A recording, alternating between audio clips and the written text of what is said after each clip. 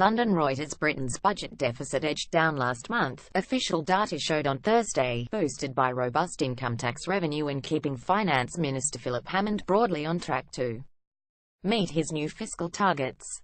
Pound coins are seen in the photo illustration taken in Manchester, Britain, September 6, 2017.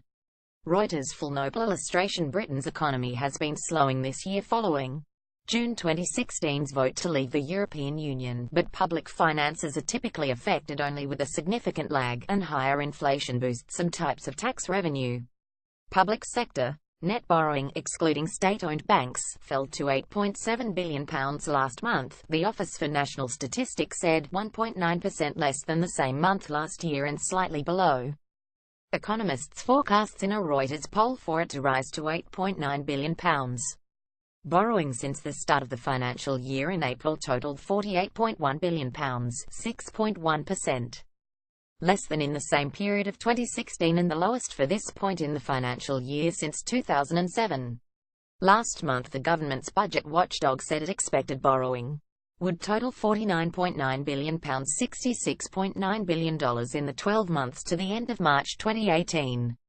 January typically brings a big surplus in the public finances as annual income tax bills fall due. Hammond's new £201,718 borrowing target is a lot smaller than the £58.3 billion shortfall the Office for Budget Responsibility forecast in March 2018, as tax revenues had proven more resilient than expected to a slowdown in the economy caused by the last year's Brexit vote.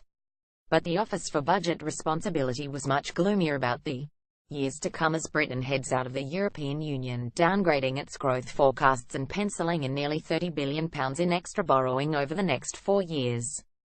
The OBR forecasts borrowing will rise by 9% this year and amount to 2.4% of gross domestic product, its first increase on this basis since the financial crisis began to ravage Britain's public finance in 2008-09 and ultimately pushed borrowing to almost 10% of annual economic output. Thursday's figures showed a sharp drop in public sector net debt to £1.575 trillion or 76.7% of annual economic output, down 3 percentage points on the previous month after public housing associations were reclassified as private sector bodies. Economists had previously said this would not reduce underlying weaknesses in Britain's public finances, which have led ratings agencies to downgrade the country's credit rating. On Wednesday, the International Monetary Fund said Hammond needed to rein in public borrowing more in order to create room to increase spending if another crisis hits. Slower economic growth after Brexit also risked wiping out any savings Britain might make on net contributions to the EU's budget, it added. Hammond aims to balance the budget by sometime in the middle of the next decade.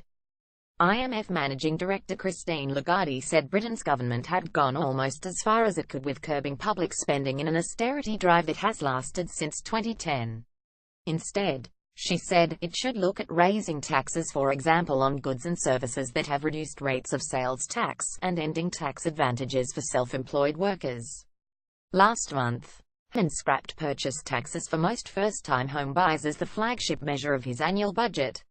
The IMF suggested Britain should reduce taxes on property purchase further, and instead tax the property values instead. The ONS said revenues from income and capital gains tax were 6.2% higher in November than a year earlier, and 3.4% higher for the year-to-date. Sales tax revenues were 4.1% higher for the year-to-date, tracking a broader rise in inflation.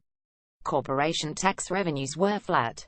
Spending on debt interest jumped by 15.6% so far this financial year, reflecting a sharp rise in inflation which has pushed up the cost of index-linked bonds for the government.